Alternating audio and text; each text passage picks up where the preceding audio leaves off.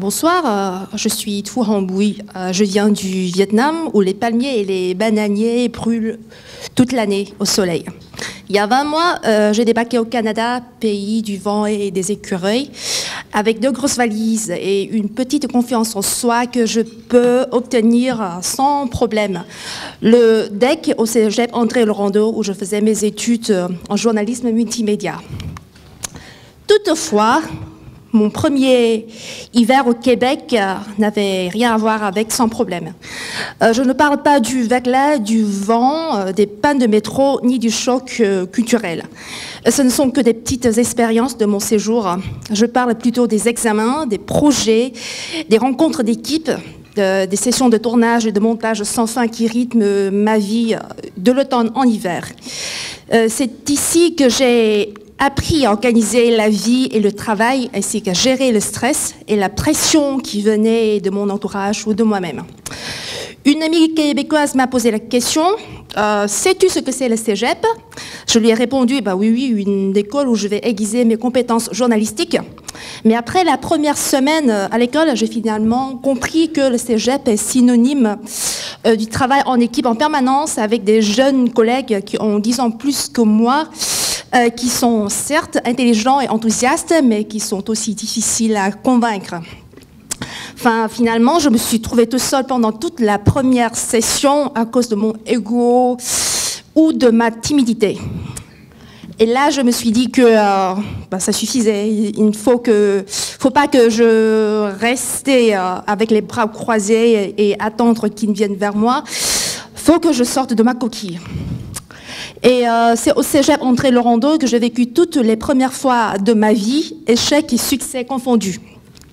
Première session de tournage pendant 6 heures sous la neige et sous le froid de canard de moins 20 degrés. Premier zéro lorsque mes 2 coéquipiers m'ont décidé de me lâcher à la dernière minute sans me prévenir, mais également une première enquête journalistique portant sur l'intégration des étudiants internationaux au Canada, qui a été soutenue précieusement par le programme PCBF et d'autres boursiers et boursières. Un premier reportage sur les travailleurs saisonniers au Québec, un premier documentaire sur les troubles obsessionnels compulsifs qui représente ensuite avec l'école au festival de court-métrage de Vaux-en-Velin à Lyon et de janvier. Ce que je vais emporter au Vietnam dans un mois sera énorme. 20 kilos de livres accumulés au fil des 2 mois, mais aussi des techniques et des savoir-faire de l'audiovisuel. Elle me pousse à foncer là-dessus après ce séjour. Voilà.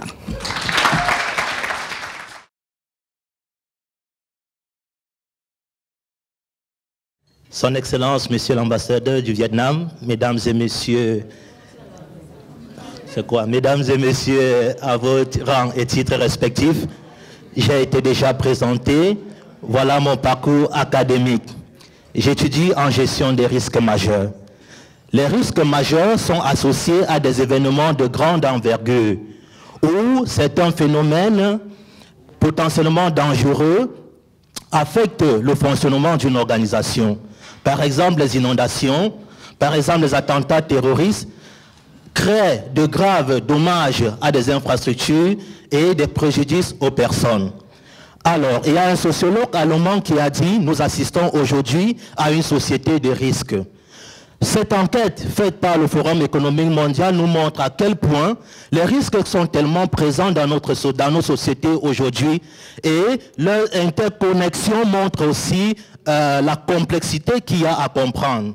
Vous comprenez avec moi qu'il était déjà important de former les gens capables d'apporter des réponses au moins à 4 niveaux, soit en prévention et préparation pour des mesures qui doivent être faites avant, en intervention pour des mesures pendant et le rétablissement pour des mesures prises après.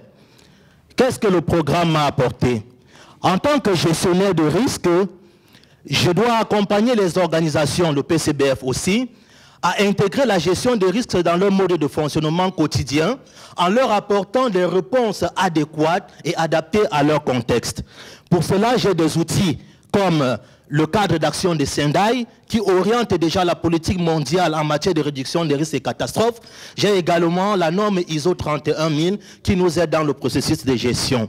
J'ai développé au cours de ma formation plusieurs projets, mais je partage avec vous le plus important qui nous concerne tous, la traite des êtres humains. C'est la troisième forme de trafic au monde après le trafic d'armes et de la drogue.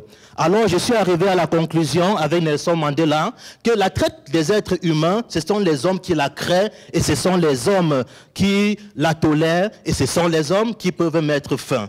Alors, ainsi formé, je m'engage à retourner au Cameroun pour intégrer rapidement le groupe ministériel chargé de la gestion des risques afin que nous mettons un bon plan de gestion des risques au ministère pour renforcer d'abord la performance de notre administration. Et sur ce, mesdames et messieurs, c'est un véritable lion indomptable que je retourne dans ma terre natale, prêt à rugir, prêt à dévorer ma proie, c'est-à-dire apporter tout mon savoir, toutes mes compétences pour la gestion des risques dans mon pays.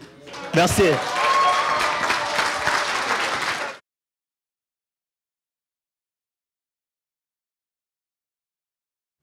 Donc bonjour à tout le monde. Donc moi, je m'appelle Sophie Diallo, je viens du... Tony, on s'exerce. Les lions indomptables, on va vous mettre dans la sauce. Hein. On va en Russie. Sur le côté. Excellent. On y reva. Donc, je m'appelle Sophie Diallo, je viens du Sénégal. Je suis arrivée ici le 19 décembre 2017.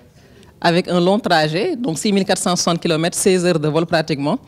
Donc je travaille à l'Université Gaston Berger comme chargé de mission du recteur et tout. Je m'occupe de la génération de ressources à ce niveau-là. Par rapport à ma formation, je suis à l'École nationale d'administration publique et les compétences que j'ai eu à développer là-bas ont porté essentiellement sur la gouvernance axée sur les résultats qu'on disait, mais nous on a appris la gouvernance par les résultats. On a eu des enseignements également en individu groupe, la gestion des ressources humaines. Il y a eu également des enseignements en avis de direction, les compétences de gestion et de développement de carrière également qu'on a eu à développer. J'ai mis des compétences en bleu, ce sont des choses essentielles qui m'ont le plus marqué durant cette formation-là. Et là, en noir, en gras, c'est une nouvelle vocation qui s'est créée en moi, l'évaluation de programmes. Donc, il y a eu des cours en enseignement par rapport aux principes et processus et méthodes d'évaluation de programmes publics. L'évaluation économique des programmes publics, pourquoi on dépense beaucoup en Afrique, dans nos pays, alors que le développement n'est pas effectif. Et on a des solutions, sans prétention. Projet important mené durant la formation, il y a eu un cours intervention, diagnostic organisationnel dans le cadre du cours individu et groupe en milieu organisationnel. Il y avait une personne qui, on a constaté que le manque de confiance a eu un facteur déterminant dans sa gestion. Donc ce travail-là nous a permis, avec elle, de faire de l'ajustement mutuel, du co-développement, du co-ressourcement, et la personne a pu gagner en confiance, voir en elle-même des compétences, et elle a pu même changer d'emploi et avoir de nouvelles perspectives. C'était vraiment quelque chose de magnifique pour nous et d'extraordinaire.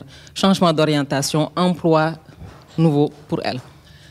Des choses qui m'ont marqué, l'ouverture du Canada. Tony a coupé beaucoup de mes images dans ma vidéo de présentation. Donc le Canada avec les 4 saisons, tout ce qu'on lisait dans les livres, qu'on vit ici, mais vivre également dans la différence, le respect, la tolérance et l'ouverture. Comme vous le voyez ici, donc je présente la Malienne et on voit ici également des buffets avec tous les Canadiens, tous les promotionnaires de notre classe et tout. Chacun est venu avec sa culture et tout et c'était quelque chose d'extraordinaire qu'on a vraiment apprécié.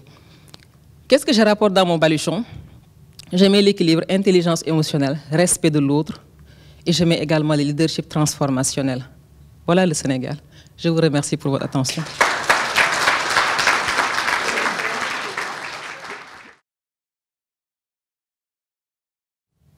Mesdames, Messieurs, savez-vous que la consommation du lait remonte 8900 ans avant Jésus-Christ? Et croyez-moi, ça va durer encore longtemps. Le lait est consommé pour ses nutriments. Parmi les nutriments, il y a les protéines. Parmi les protéines, il y a 2 catégories. Les caséines, que j'appelle les costauds, quand on les voit, on voit fromage, et les protéines du lactosérum. Parmi les protéines du lactosérum, 2 sont majeures, l'alpha-lactalbumine et la bêta-lactoglobuline. Mon intérêt se porte sur l'alpha-lactalbumine. Pourquoi? Parce que l'alpha-lactalbumine est une protéine qui contient des acides aminés dont le corps a vraiment besoin. En plus, C'est une protéine qui peut être intégrée dans des matrices alimentaires pour la diète des personnes âgées, la diète des sportifs. Cependant, purifier l'alpha-lactalbumine par les procédés qui existent pose des contraintes de dimensionnement et des contraintes environnementales.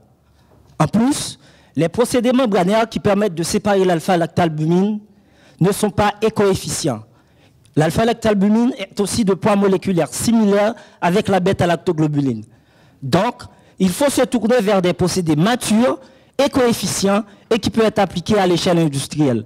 D'où l'idée de mon projet qui consiste à utiliser les procédés verts pour la purification des protéines laitières.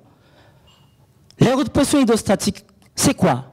C'est un procédé qui consiste à appliquer par eau comprimée une haute pression sur un produit alimentaire emballé.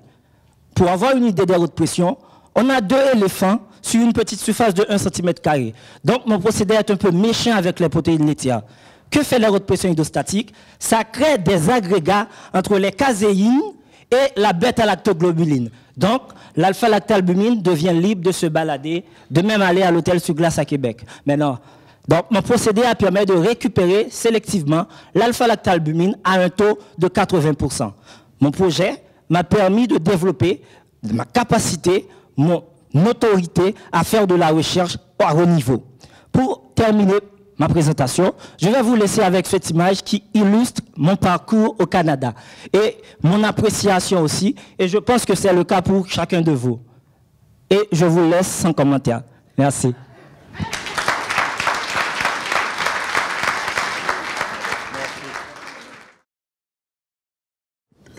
Bonjour.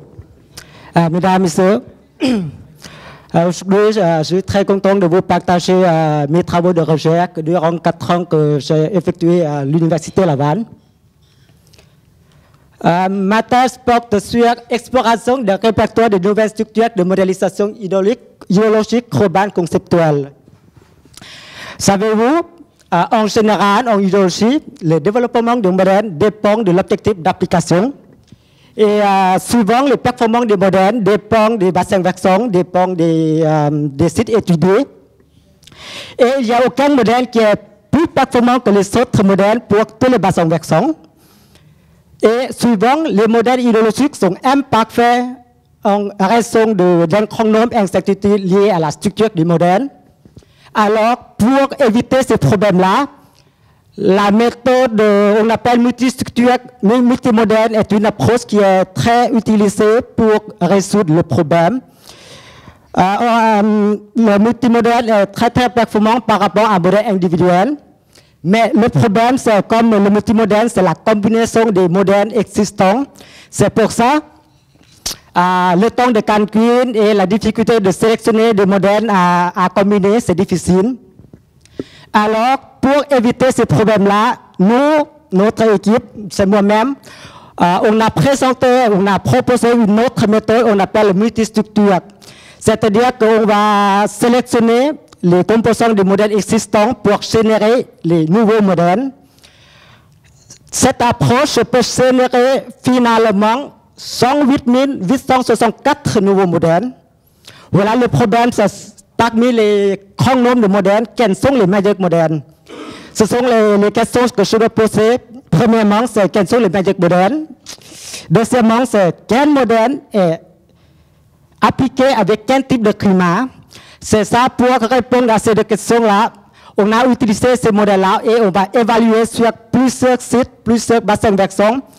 Et finalement, on peut identifier les meilleurs modèles qui peuvent être appliqués, qui peut être utilisé avec différents types de climats dans le monde. Par exemple, pour les climats tropicaux, comme en Asie, ou bien dans quelques pays en Afrique. Et aussi pour les climats tempérés, climat continental, pour d'autres pays, pour les pays nordiques, comme au Canada, en Amérique du Nord. Et aussi d'autres climats, par exemple le climat type de climat aride et le climat polaire. C'est ça, le résultat de ma recherche, c'est qu'on peut appliquer ces modèles-là pour différents types de pays, différents types de climats, pardon. Merci de votre attention. Ici au Canada, moi j'aime le Canada, j'aime l'Université Laval, j'aime la neige, mais malheureusement ce n'est pas le froid, désolé. Merci. Bravo.